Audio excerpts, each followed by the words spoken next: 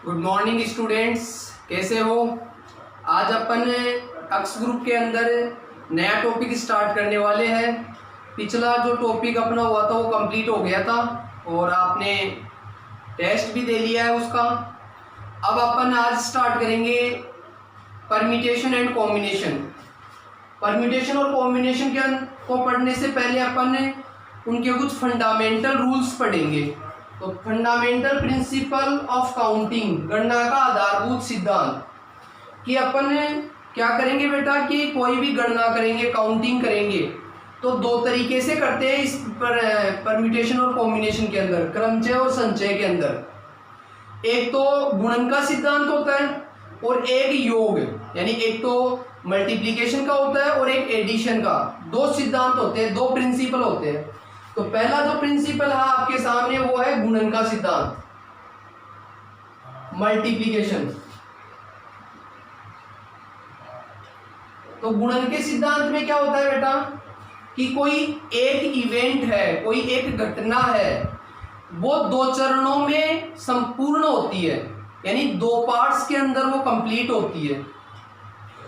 और पहले पार्ट्स को, दो पार्ट्स होंगे फर्स्ट और सेकंड।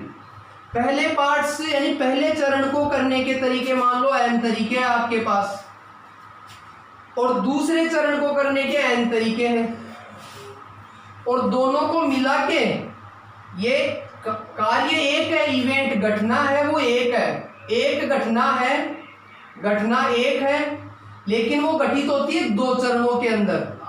घटित दो चरणों के अंदर होता है। एक चरण के घटित होने से या एक चरण पूरा करने से वो कार्य पूरा नहीं होगा, दोनों चरणों को पूरा करने से ही कार्य कंप्लीट होगा। तो मैंने पहले चरण को, पहले जो पार्ट है उसको करने का तरीका m मान लिया और दूसरे चरण को करने का तरीका n मान लिया। तो फिर कुल तरीके कितने होंगे, तब कुल तरीके उस घटना को, उस इवेंट को ओक्यूर्ड होने के टोटल मेथड पूछे तो आपको यूज करना है m इंटू n। टोटल से तो अपने दिमाग में प्लस आता है, लेकिन यहाँ गुणन के सिद्धांत में इंटू करेंगे। फॉर एग्जाम्पल कैसे, देखो इंटू करेंगे कैसे। जैसे एक एग्जाम्पल पढ़ रहा हूं मैं, किसी कार्यालय में दो स्थान रिक्त है, किसी ऑफिस के अंदर दो आपके पास क्या है, पद रिक्त है, दो वैकेंसी है। एक खजांची यानी कैशियर का तथा दूसरा क्लर्क का है।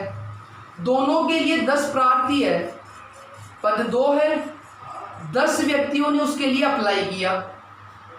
तो दोनों पदों को कितने तरीकों से भरा जा सकता है, तो दोनों जो अपने पास पद है, दोनों जो वैकेंसी है, वो कितने तरीके से आप कैंडिडेट ले सकते हो दोनों वैकेंसी के लिए। तो देखो आपके पास दो पद है बेटा, ये दो पद मान लेता हूं। एक तो मेरे पास कैशियर का है और एक क्लर्क है। आपके पास 10 व्यक्तियों ने क्या किया है, अप्लाई किया है। तो जैसे आप सिलेक्ट करोगे तो सबसे पहले जैसे कैशियर का, आप कैशियर के लिए व्यक्ति ले रहे हो, तो कैशियर के लिए आपके पास 10 ऑप्शन है, यानी इस पद को आप 10 तरीके से भर सकते हो। राम को ले सकते हो, चाहे श्याम को ले सकते हो, चाहे गीता, सीता, 10 है ना, 10 व्यक्ति यानी 10 ऑप्शन है। इस पद को भरने के कितने ऑप्शन है, 10। यानी पहले पार्ट्स को पूरा करने के कितने तरीके हो गए, m तरीके, 10 तरीके हो गए। अब 10 में से कोई एक व्यक्ति सेलेक्ट कर लोगे, अब बचे कितने, 9। यानी अब जो क्लर्क का पद आप भरोगे, क्लर्क के लिए सेलेक्ट करोगे, उसके लिए ऑप्शन कितने हैं, 9।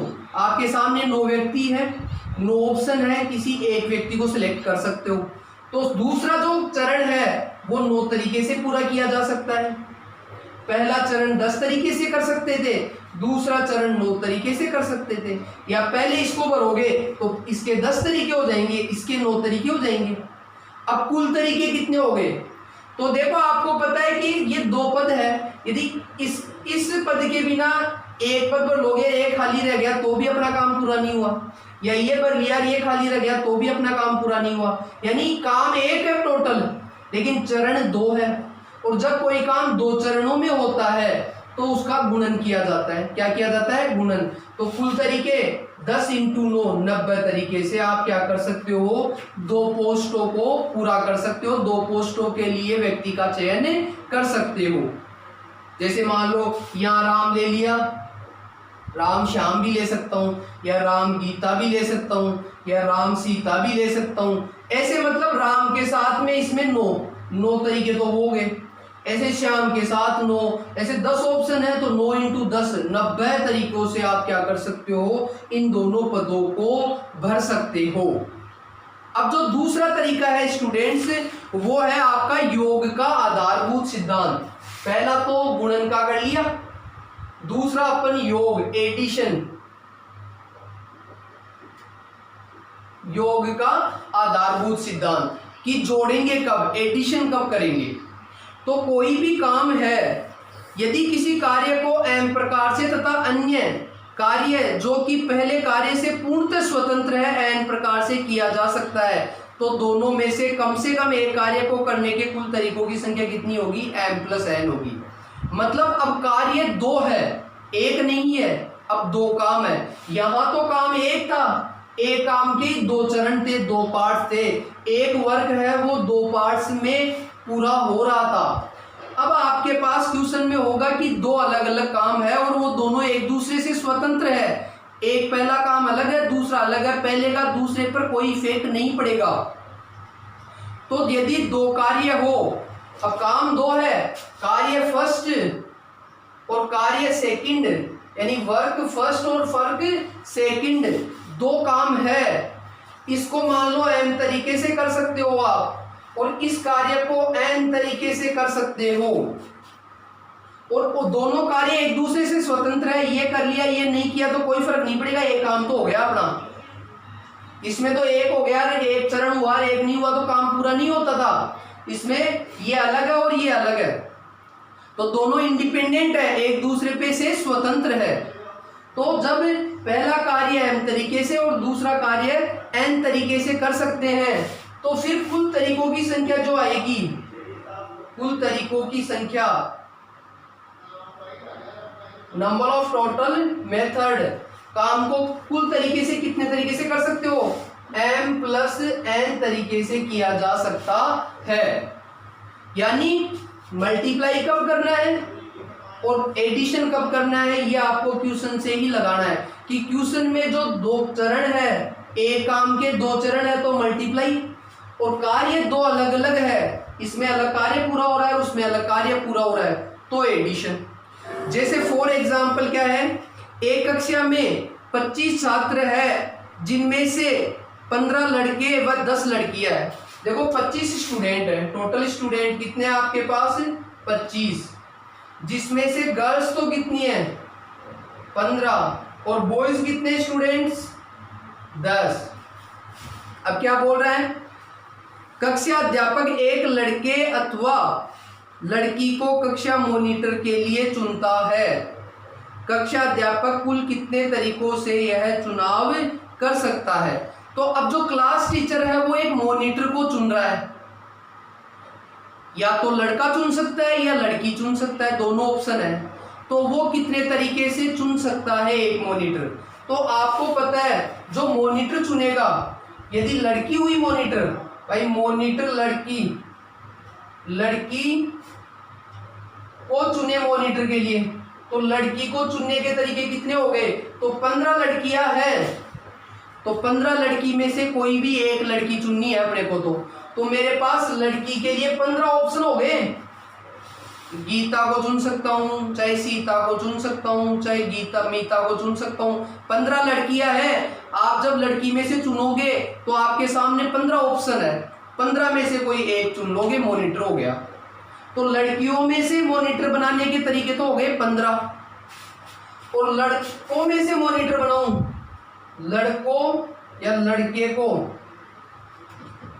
को चुने, यदि मॉनिटर के लिए लड़के को चुने, बॉयज को सेलेक्ट करे, तो यदि लड़कों में से आप चुनना चाहते हो तो 10 ऑप्शन हो, कितने ऑप्शन है? 10। अब 10 में से कोई एक चुन लो, भाई ऑप्शन तो 10 है ना अपने पास, राम भी चुन हो सकता है मॉनिटर, श्याम भी हो सकता है, समझ में आ रही है बात। तो लड़की में से मॉनिटर चुनेंगे उसके 15 ऑप्शन है, और लड़के में से मॉनिटर चुनेंगे उसके पास 10 ऑप्शन है। अब कुल कितने तरीके हो गए? तो आपको पता है कि यदि लड़की में से मॉनिटर चुन लिया तो कोई जरूरी थोड़ी लड़का ही चुने, ये काम हो जाए ये नहीं हो तो भी मॉनिटर तो चुन गया, या लड़का मॉनिटर हो गया लड़की को नहीं चुने तो भी मॉनिटर तो बन गया। मतलब ये एक दूसरे पे डिपेंड नहीं है, काम इसमें भी हो रहा है काम इसमें भी हो रहा है, इसमें अलग हो रहा है इसमें अलग हो रहा है, ये वर्क अलग अलग है। लड़के में चुन ली लड़कियों में चुन लिया तो भी मॉनिटर बन गया, और लड़कों में से चुन लिया तो भी मॉनिटर बन गया। तो मतलब डिपेंड नहीं है ना एक दूसरे पे, इंडिपेंडेंट है, दोनों काम अलग अलग है। तो इस प्रकार से जो कुल तरीके होंगे आपके पास, तो कुल तरीके कितने होंगे मॉनिटर चुनने के? तो दोनों को ऐड किया जाएगा, यानी 25 तरीकों से आप मॉनिटर चुन सकते हो, क्योंकि टोटल 25 स्टूडेंट हैं तो 25 ऑप्शन है टोटल आपके पास। आ रही है बात समझ में? तो इस प्रकार से मल्टीप्लाई करना है। इसमें दो आपके पास क्या थे? पद थे। दोनों पदों पर सेलेक्ट व्यक्ति करने के बाद ही एक काम था, ये दोनों को चुनना एक काम था। ये चुन लिया ये तो भी काम पूरा नहीं हुआ, अधूरा रह गया, और ये कलर चुन लिया कैशियर नहीं चुना तो भी अधूरा रह गया। तो ये तो डिपेंड थे एक दूसरे पे, जबकि ये एक दूसरे पे इंडिपेंडेंट है। यदि लड़कियों में मॉनिटर चुन लिया तो लड़कों का कोई फर्क नहीं पड़ेगा, मॉनिटर तो बन ही गया, या लड़कों में मॉनिटर चुन लिया तो कोई बात नहीं, मॉनिटर तो बन गया, लड़कियों में नहीं चुना तो भी हो जाएगा काम। तो ये अलग तरीके हो गए, ये अलग तरीके हो गए, ये कुल तरीके हो गए। तो इस प्रकार से आपको सबसे पहले क्वेश्चन में यही देखना है कि ज्यादातर मल्टीप्लाई करना है या एडिशन करना है। और सामान्यतः इस प्रकार के क्वेश्चन में क्या आएगा? और आएगा, क्या आएगा? और सॉरी और नहीं आता है बेटा, और तथा। जैसे प्रश्न में और तथा आएगा कि कैशियर और क्लर्क, और एंड, इंग्लिश में एंड बोलते हैं, इसमें ज्यादातर और तथा ये आता है ज्यादातर क्वेश्चन में, कि जैसे कैशियर एंड क्लर्क चुनेंगे, इसको एंड बोलेंगे आप, और इसको भी एंड ही बोलते हैं। और इसके क्वेश्चन में ज्यादातर आएगा वो या अथवा आएगा, या और या अथवा, जिसको आप इंग्लिश में और बोलते हो, ये वर्ड आता है कि भाई बॉयज और गर्ल्स में से मॉनिटर चुन रहा है। यहाँ कैशियर एंड क्लर्क को क्या करना है? सेलेक्ट करना है। तो इस प्रकार से सबसे पहले आपका ये फंडामेंटल रूल आपको अच्छे से आना चाहिए। आगे देखो स्टूडेंट्स, नेक्स्ट है अपने पास फैक्टोरियल नोटेशन, क्रमगुणित निरूपण। फैक्टोरियल यानी परम्यूटेशन कॉम्बिनेशन, क्रमचय संचय को पढ़ने के लिए फैक्टोरियल सबसे इंपॉर्टेंट पार्ट है। फंडामेंटल रूल भी इंपॉर्टेंट है, और पूरे का सॉल्यूशन जो होगा वो क्रमगुणित के ऊपर रहेगा, फैक्टोरियल के ऊपर ही सॉल्यूशन चलता है। फैक्टोरियल क्या होता है कि जो प्रथम n प्राकृत संख्याएं हैं उनके सतत गुणनफल को क्या बोलते हैं? क्रमगुणित बोलते हैं। यानी फर्स्ट जो n नेचुरल नंबर्स है उनका जो प्रोडक्ट है वो भी कंटिन्यू, उसी को हम क्या बोलते हैं? फैक्टोरियल बोलते हैं। जिसको आप फैक्टोरियल को इस चिन्ह के द्वारा प्रदर्शित करेंगे, या तो ये या फिर ये दो चिन्ह फैक्टोरियल के होते हैं। जैसे मैं कहूं कि 5 फैक्टोरियल, मैं ज्यादातर यही यूज में लेता हूं, ये भी आ जाए ना ऐसे 5 फैक्टोरियल, एक ही बात है, ये और ये एक ही बात है। तो 5 फैक्टोरियल का मतलब होगा कि फर्स्ट n नेचुरल नंबर का प्रोडक्ट, यानी 1 से 5 तक का गुणन। 5 फैक्टोरियल का मतलब हो गया कि 1 इंटू 2 इंटू 3 इंटू 4 इंटू 5, 1 से 5 तक का गुणन क्या कहलाएगा? 5 फैक्टोरियल कहलाएगा। अब इसको मल्टीप्लाई कर दो तो क्या आ जाएगा आपके पास? 120 आ जाएगा। तो 5 फैक्टोरियल की वैल्यू 120 होगी। या मैं कहूं कि 3 फैक्टोरियल, तो 3 फैक्टोरियल का मतलब क्या हो गया? 1 से 3 तक का गुणनफल, 1 इंटू 2 इंटू 3, क्या आ गया बेटा? 6 आ गया। इसको उल्टा भी कर सकता हूं, जैसे 3 फैक्टोरियल, यानी पहले 3 लिख लो फिर एक एक कम करते जाओ, वही 1 से 3 गुणन, वही 3 से 1 गुणन, बात एक ही है दोनों तरफ से। इससे क्या होता है, कई बार देखो, जैसे मान लो मेरे पास 7 फैक्टोरियल है, तो मैं लिखूं जैसे उल्टा लिख दूं 7 into 6 into 5 into 4 into 3 into 2 into 1। 1 से 7 लिख दो चाहे 7 से 1 लिख दो, मल्टीप्लाई में कोई फर्क नहीं पड़ता। अब इसका लिखने का मेरा पर्पज ये है कि कई बार मेरे को बीच में स्टॉप होना पड़ जाता है। जैसे मान लो मेरे को 5 पे रुकना है, तो जहां 5 पे रुकना है तो 5 पे फैक्टोरियल लगा दूंगा। क्यों? क्योंकि 5 फैक्टोरियल को हटाओगे तो वापस वही आएगा 5 4 3 2, आगे वापस हटाओगे तो यही तो है। मतलब 5 फैक्टोरियल का मतलब 5 से लेकर 1 तक का गुणनफल इसी के अंदर आ गया, नहीं आ गया? सही है बिल्कुल।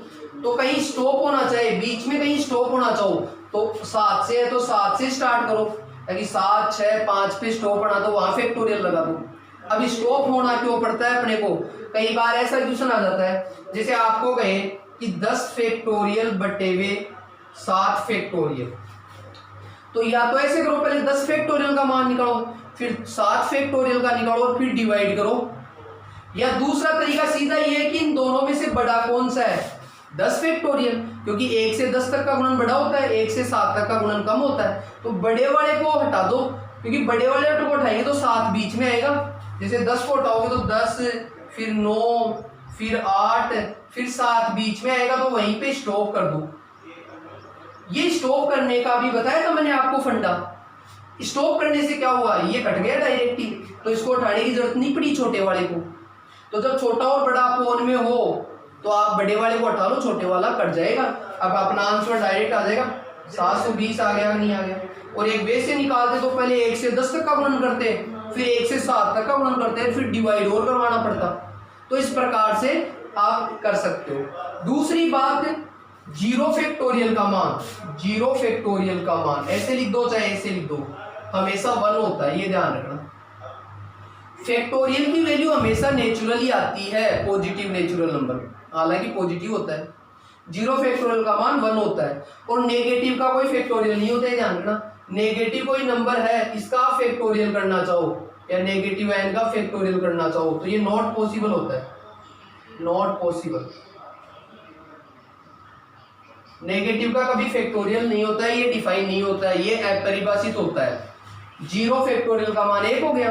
अभी मैं कहूंगी 1 फैक्टोरियल का मान, तो 1 ही हो गया, क्योंकि 1 पे स्टॉप का, 1 भी 0 तक थोड़ी जाते हैं, 1 तक ही जाते हैं लास्ट। 2 फैक्टोरियल का मान पूछे तो 2 इंटू 1, यानी 1 से 2 तक का गुणन। इस प्रकार से जब n फैक्टोरियल आ जाए, n फैक्टोरियल लिखना चाहूंगा अब मैं, तो n फैक्टोरियल को कैसे लिखेंगे अपन? जैसे n फैक्टोरियल, n कोई भी नेचुरल नंबर है, तो n फैक्टोरियल निकालना हो तो आपको पता है कि जब फैक्टोरियल निकाल रहे तो देखो 3, फिर 1 कम कर रहे हैं, फिर 1 कम कर रहे हैं, 1 तक आ रहा है लास्ट, तो 1 कम करते दो। पहले n है तो पहले n लिख लो, इंटू, फिर 1 कम कर दोगे तो n-1, फिर 1 कम कर दोगे तो n-2, ऐसे कम होते होते लास्ट कहाँ आ जाएगा? 1 तक आ जाएगा, नहीं आ जाएगा?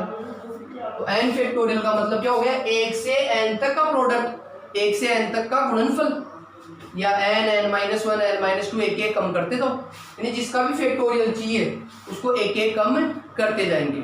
और एक बात आप लिख लो, 2n फैक्टोरियल का मान, 2n फैक्टोरियल का जो मान होता है वो क्या होता है, वो लिख लो, डायरेक्ट याद रखना। ये 2 की power n into n factorial, bracket 1 into 3 into 5, इस प्रकार से ये n-1 तक, ये 2n फैक्टोरियल का मान होता है। ये कई बार आपको डायरेक्ट यूज में लेना पड़ेगा।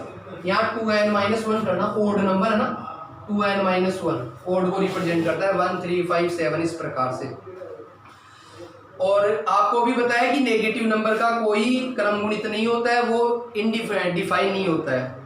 जैसे एक क्वेश्चन एग्जांपल में आपको बताता हूँ क्रम गुणित से रिलेटेड। जैसे आपके पास दे रखा है क्या, n factorial upon r factorial और n-r फैक्टोरियल, इसका मान निकालना है। जहां n तो 5 दे रखा है और r 2 दे रखा है, तो सिंपल सी बात है, पहले n और r का मान रख दे।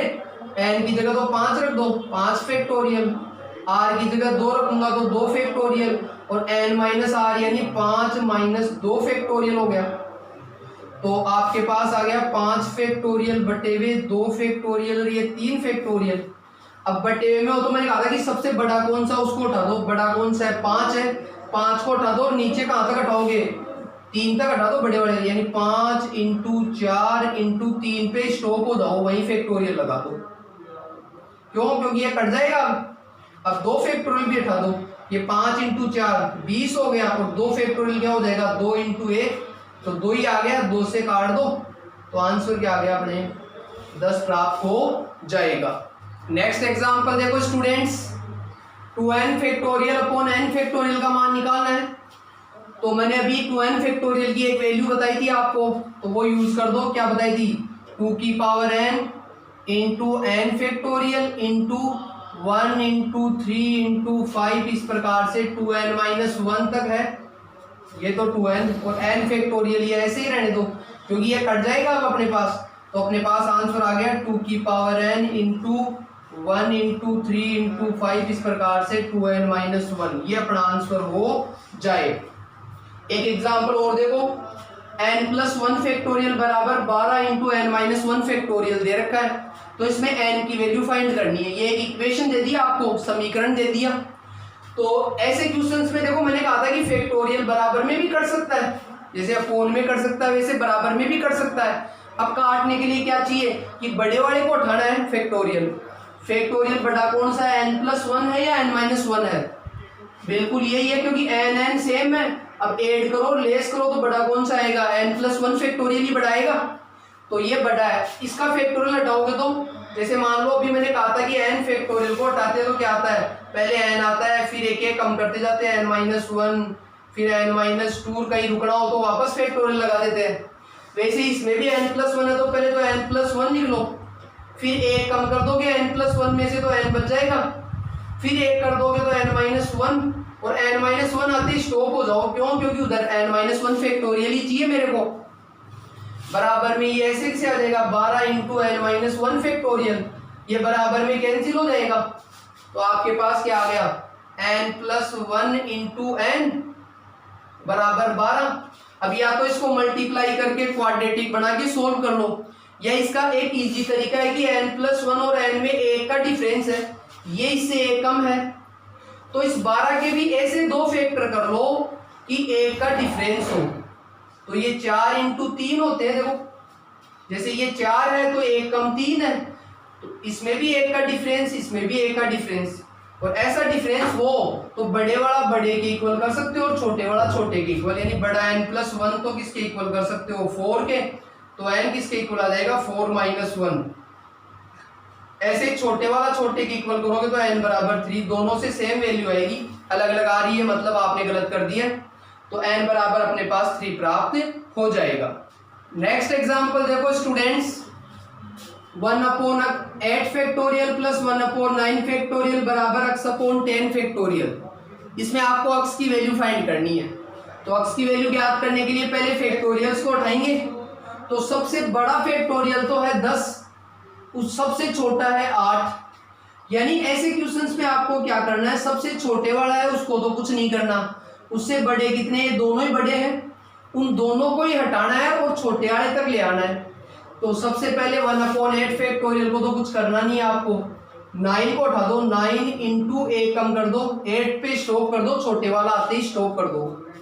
इधर x/10 फैक्टोरियल को 10 × 9 × 8 पे रोक दो इसको। अब क्या होगा, 8 फैक्टोरियल तो कॉमन आके दोनों तरफ कट जाएगा, नहीं कट जाएगा, तो बचा क्या 1 + 1/9 = x/90। इन दोनों को ऐड करेंगे तो 9 एलसीएम आ गया, तो 9 + 1 x/90, ये 9 से कैंसिल हो जाएगा 10, और ये 10 को 10 से मल्टीप्लाई करोगे तो कितना आ गया 100। तो x बराबर अपने पास 100 प्राप्त हो जाएगा। आगे अपने पास नेक्स्ट टॉपिक है exponent of prime number p in n factorial, यानी n फैक्टोरियल में अभाज्य संख्या p का घातांक। यानी कोई भी आपके पास n फैक्टोरियल दे दे और उसमें कोई प्राइम नंबर अभाज्य संख्या दे दे कि इसका बताओ इसके सॉल्यूशन में इसकी कितनी पावर होगी, कितनी घात होगी। तो इस प्रकार से घात पूछे तो आपके पास फॉर्मूला ये लगाना है, exponent p in n factorial बराबर लगाना है n अपॉन p इसका greatest function, n upon p square इसका greatest function, plus n upon p cube इसका ग्रेटेस्ट फंक्शन। ऐसे चलते चलते n अपॉन p की पावर a तक इसका ग्रेटेस्ट फंक्शन। यहां पर जो ये वाला है ये ग्रेटेस्ट फंक्शन है, ग्रेटेस्ट फंक्शन। ग्रेटेस्ट फंक्शन सभी जानते हो, महत्तम पूर्णांक फलन।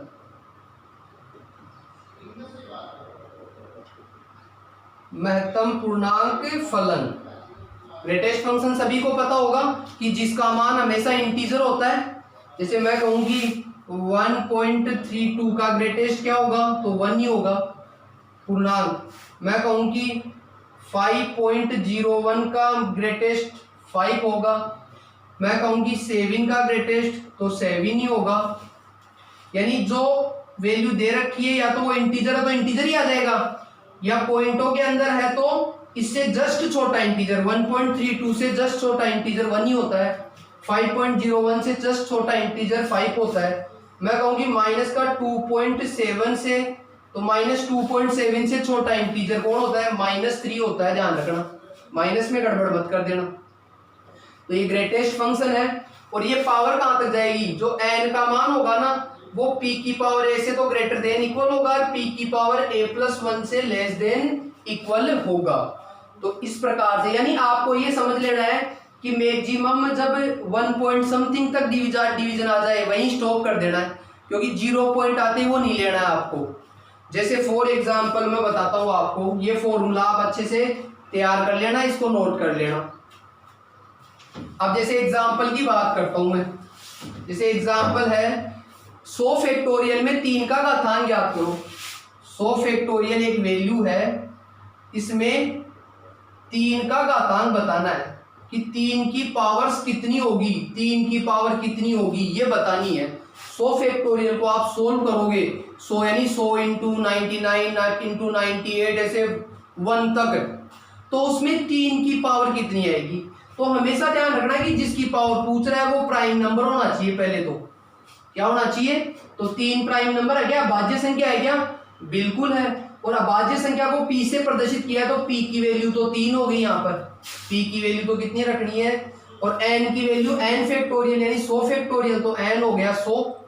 और अब इस फॉर्मूले में रख दो तो अपने पास आ जाएगा क्या कि 100/3 का ग्रेटेस्ट, इधर 100/3 का स्क्वायर 9 हो जाएगा, फिर 100/3 का क्यूब 27 हो गया, प्लस 100/3 का 3 की पावर 4 81 हो गया। और अगला आपको पता है कि 100 से ज्यादा चला जाएगा, 81 3 की पावर 5, तो वहीं स्टॉप कर दो। मतलब ये नीचे वाला ऊपर वाले से ज्यादा नहीं होना चाहिए। अगला आपको पता है कि 2 की पावर जो 3 की पावर 5 है वो 100 से ऊपर चली जाएगी, तो स्टॉप यहीं पे हो जाएगा। अब सोल्व कर लो, ये कितना हो गया 33.33 होगा लगभग। ये कितना होगा 1 और 11.1 हो जाएगा क्या, इधर 27 से 81 3 पॉइंट समथिंग हो जाएगा। 81 का मतलब हो गया 19 बच गए, और 19 का मतलब हो गया 190। 190 को 27 से डिवाइड करोगे तो 3 चौक 12 3 6 18 6 बार चला जाएगा क्या, लगभग 6 बार जाएगा, 5 या 6 बार। और ये लगभग 1 पॉइंट हो जाएगा 1, और फिर 190 हो गया, और 190 को करेंगे तो 8 दूनी 16 2 बार जाएगा लगभग। तो ये अपने पास लास्ट 1 पॉइंट ही आएगा, ये ध्यान रखना, या फिर मतलब 0 पॉइंट नहीं आएगा। ये लास्ट में देख लेना कि ये बड़ा होते ही स्टॉप हो जाएगी। अब इसका ग्रेटेस्ट बताया था 33.3 का 33 हो जाएगा, 11 पॉइंट समथिंग का 11 हो जाएगा, ये 3 हो जाएगा, और ये 1 हो जाएगा। तो अपना फाइनल आंसर कितना आ गया कि 33 और 11 44 और 4 48। यानी 100 फैक्टोरियल को जब आप सोल्व करने बैठोगे तो इसमें 3 की पावर 48 आएगी, बाकी औरों की पावर आएगी 3 की पावर 48 जरूर आएगी। तो कितनी पावर होगी 3 की इसके अंदर 48 होगी। नेक्स्ट एग्जांपल देखो बेटा, ऐसे क्वेश्चंस में इस तरीके से भी पूछ सकता है कि जे ऐसे 130 फैक्टोरियल के अंत में शून्यों की संख्या, यानी 130 फैक्टोरियल को सोल्व करोगे तो लास्ट में वंश की तरफ से, इकाई की तरफ से जीरो कितने आएंगे। तो जब जीरो की बात कर रहा है तो सबसे सिंपल सी बात है कि भाई जीरो का मतलब ये दिमाग में रखना कि 10 की पावर कितनी होगी, क्योंकि लास्ट में जैसे मान लो कोई भी सॉल्यूशन इसका है, मान लो 2 3 0 0 0 आ गया, तो आपको पता है कि इसको 23 × 10 की पावर 3 लिख सकते हो नहीं, तो लास्ट में जीरो आएगा वो 10 की पावर को रिप्रेजेंट करेगा। तो जब लास्ट में नंबर ऑफ जीरो पूछ ले तो आपको ये दिमाग में आ जाना है कि भाई 10 की पावर कितनी होगी, ये निकालेंगे अपन। तो इसमें इनडायरेक्टली ये बोलना चाह रहा है कि 10 की पावर बतानी है, 10 की घात कितनी होगी, पावर कितनी होगी, वो आपको पूछ रहा है। तो 10, पहले बात तो मैंने अभी जो फॉर्मूला पढ़ा था उसमें अभाज्य का जिक्र किया था, प्राइम नंबर का, कि जिसकी भी पावर पूछे वो अभाज्य होना चाहिए, जबकि 10 अभाज्य नहीं है। तो 10 अभाज्य नहीं है तो इसके फैक्टर कर लेंगे कि 5 × 2 कर सकता हूं मैं, 5 × 2। अब 5 की पावर देख लो और 2 की पावर देख लो, और दोनों में ये देख लेंगे कि भाई जिसकी कम पावर होगी ना वो अपना आंसर हो जाएगा। कैसे कि जैसे पहले 5 की पावर p = 5 लेके कर लेता हूँ, n = 130 दे रखा है आपको ये रहा। तो पहले 5 की पावर देखता हूँ, तो 130/5 का ग्रेटेस्ट प्लस 130/5 का स्क्वायर 25 हो जाएगा, प्लस 130/5 का क्यूब 125 हो गया, और आगे तो आपको पता ही है बड़ा चला जाएगा। तो ये कितना आ गया बेटा कि 5 2 10 और 5 6 30 26 आ गए। तो ये 25 से करोगे तो 25 5 125, 5 पॉइंट समथिंग आएगा, तो 5 ही हो जाएगा ग्रेटेस्ट, और ये 1 पॉइंट समथिंग आएगा तो 1 ही ग्रेटेस्ट हो जाएगा। तो 5 की पावर तो कितनी बढ़ेगी इसमें देख लो, 26 और 6 32 पावर बढ़ेगी 5 की, तो यानी 5 की पावर तो 32 बढ़ेगी जब 130 फैक्टोरियल को सोल्व करोगे। ऐसे ही 2 की पावर पे चर्चा करता हूँ, p = 2 ले लेता हूँ, n = 130 है। तो अब देख लो बेटा 130/2 का ग्रेटेस्ट हो जाएगा फॉर्मूले के अकॉर्डिंग, फिर 130/2 की पावर 2 4 हो जाएगी, फिर 130/2 की पावर 3 8 हो जाएगी, फिर 130/16 हो जाएगी, फिर 130/32 हो जाएगा, फिर 130/64 हो जाएगा, और फिर 130/128 हो जाएगा, और आगे आपको पता है कि नीचे बड़ा चला जाएगा तो स्टॉप कर देंगे। अब इसकी देख लो पावर कितनी होगी, 2 से डिवाइड करोगे तो ये हो गया 6 और 5 65 हो गया। ये तो ये 4 3 12, 1 4 दूनी 8, 32 पॉइंट समथिंग आएगा, तो 32 ही ग्रेटेस्ट हो जाएगा। 8 से देख लो, 8 1 8 बच गए कितने, 5 50, 8 7 56, 8 6 48, 16 पॉइंट समथिंग आएगा तो 16 हो जाएगा। ये देख लो 16 से कर लो तो 16 7 112, 16 8 128, 8 पॉइंट समथिंग आएगा। फिर 32 से डिवाइड कर दो, 32 से करोगे तो कितना आ जाएगा, 4 आ जाएगा क्या, 4 दूनी 8 और 4 3 12, 4 पॉइंट समथिंग आएगा। इसमें करोगे तो 2 पॉइंट समथिंग आएगा, और इसमें करोगे तो 1 पॉइंट समथिंग आएगा। तो इसकी जो पावर बढ़ेगी वो कितनी बढ़ेगी देख लो बेटा, 5 और 2 7 और 6 13 13 और 8 21 21 और 4 25 25 और 2 27 और 1 28, 2 बच गए, 2 और 1 3 3 6 और 6 12, यानी इसके अंदर जो 2 की पावर बनेगी इनटू में वो 128 बनेगी। अब मेरे को 10 की पावर चाहिए, तो मैंने डायरेक्ट तो ये कहा था कि दोनों में से कम पावर आए वही आंसर आएगा, मतलब 10 की पावर तो 32, यानी 32 जीरो आएंगे। अब कैसे वो कैसे आते हैं, कम वाला क्यों लेते हैं, क्योंकि आपको पता है कि 5 की पावर 32 है तो 2 की पावर 32 तो अलग करना पड़ेगा, और 2 की पावर 32 के अलावा कितने बच गए, 96 बच गए क्या आपके पास, देख लो देखें 128। तो अब ये देख लो 5 × 2 10 बन सकता है नहीं, तो 10 की पावर 32 होगी कि नहीं होगी। तो हमेशा कम पावर वाला आंसर ले लिया करो, और कम किस में आएगी, जो ज्यादा वाला, यानी बड़े वाले से निकालेंगे, छोटे वाले से निकालने की आवश्यकता ही नहीं पड़ेगी। 5 बड़ा है 2 छोटा है, तो 5 वाले की पावर निकाल लो, वही आंसर हो जाएगा। तो ये इस प्रकार से अपना आंसर हो जाएगा। तो इस प्रकार से स्टूडेंट्स ये अपन ने आज क्रमगुणित के बारे में पढ़ा है, फैक्टोरियल के बारे में और फंडामेंटल रूल के बारे में, और आपके पास ये पावर्स निकालनी हो किसी प्राइम नंबर की वो भी आपने पढ़ ली। अब इनकी प्रैक्टिस आप अच्छे से करें, क्वेश्चंस को सोल्व करें और बने रहे continue. Okay, thank you students.